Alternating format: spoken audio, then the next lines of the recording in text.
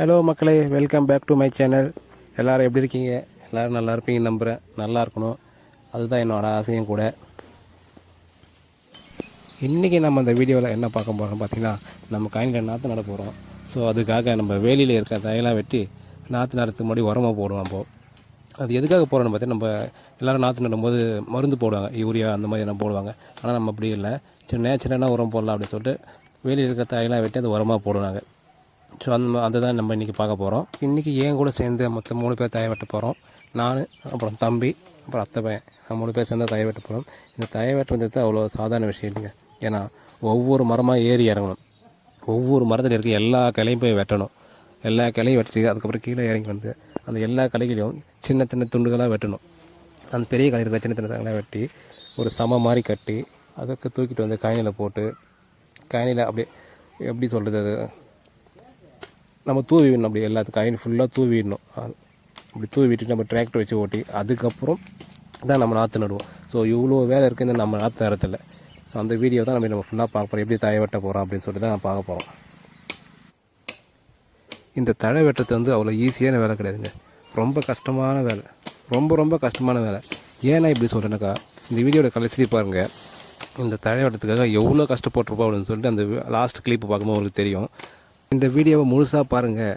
ஏன்னா ஒவ்வொரு நெல் அறுவடைக்கு முன்னாடியும் விவசாயிங்க எவ்வளோ கஷ்டப்படுறாங்க, எவ்வளோ துன்பப்படுறாங்க அப்படின்றது இந்த வீடியோவில் தெரியும் உங்களுக்கு. விவசாயிங்க இப்படி மழையிலையும் வெயிலையும் கஷ்டப்பட்டு கொண்டு வர நெல் மூட்டைகளை இந்த கவர்மெண்ட் பாதுகாக்காமல் அலட்சியமாக செயல்படுறதுனால ஆயிரக்கணக்கான மூட்டைகள் டன்னு கணக்காக மழையில் நனைஞ்சு வீணாக போகிறத நம்ம சமூக ஊடகங்களில் நம்ம பார்த்துட்டு வருவோம். எந்த ஒரு கவர்மெண்ட் வந்தாலும் இந்த விவசாயிகளை ஒரு பொருட்டாகவே மதிக்கிறதில்ல.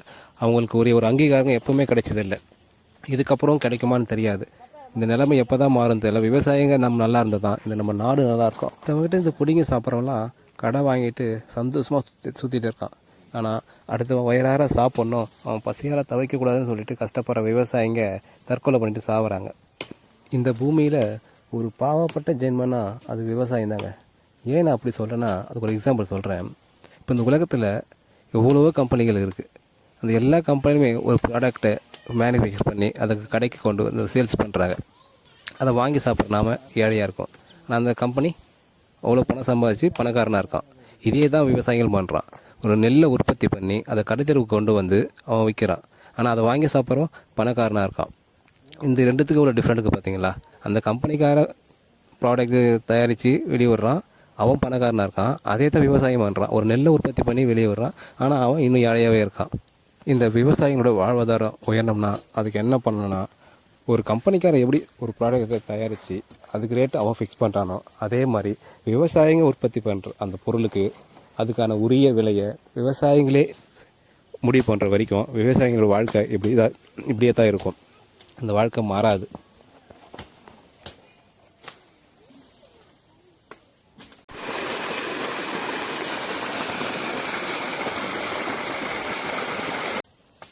நான் ஏன் ஒரு விவசாயி உற்பத்தி பண்ணுற பொருளுக்கு அவங்களே ரேட்டு ஃபிக்ஸ் பண்ணோம் அப்படின்னு சொல்கிறேன்னா, ஏன்னா நானும் ஒரு விவசாயி தான்.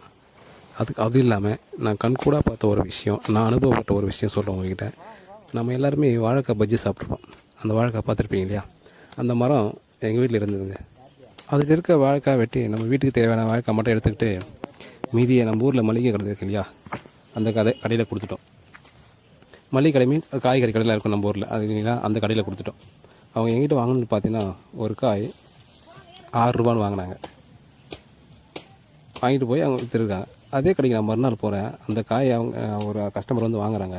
எவ்வளோன்னு பார்த்தீங்கன்னா கிட்டத்தட்ட டபுள் மடங்கு அப்படிங்க, 11 ரூபாய் விற்கிற ஒரு காய்ங்க.